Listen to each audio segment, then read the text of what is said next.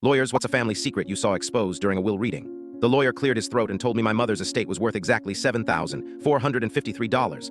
I just stared at him. That was impossible. I was holding a statement from her investment account from 2 years prior showing a balance of over $500,000. My brother, Mark, who was named the executor, just shook his head sadly. The medical bills were just staggering at the end, he said, his voice thick with fake sympathy. I did my best to manage it. I didn't believe him for a second. For the last 3 years of her life, my mom had lived in a state-funded nursing home. Her care was covered.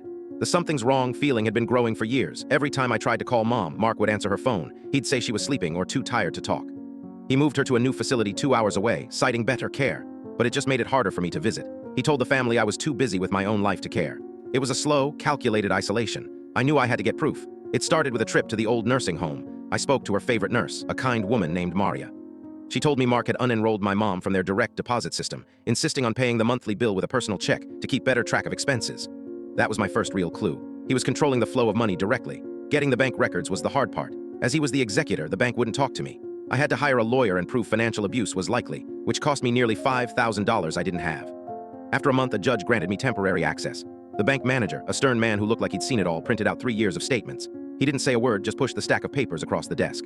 The first thing I saw were the monthly checks to the nursing home, but then I saw something else. Weekly transfers, small amounts at first, 500 here, 1,000 there, all going to something called MJ Creative Solutions LLC.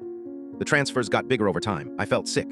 I took out my phone and searched for the company. It was registered in another state, but the agent on record was my brother's wife. He had been funneling the money into a shell company. He'd been systematically draining our mother's life savings while pretending to be the devoted son. Back at the lawyer's office, Mark was putting on his best performance. He looked at me, his eyes full of pity.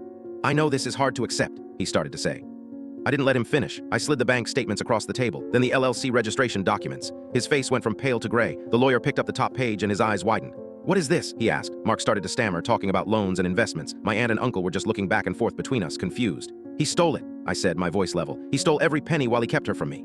My aunt gasped. Mark lunged across the table, screaming that I was a liar, that I was trying to ruin his life. The lawyer had to physically get between us. He just kept yelling that I'd never loved her anyway. Security had to escort him out of the building. The court eventually ordered him to repay the estate from his own assets, which forced him to sell the lake house he'd bought with our mother's money.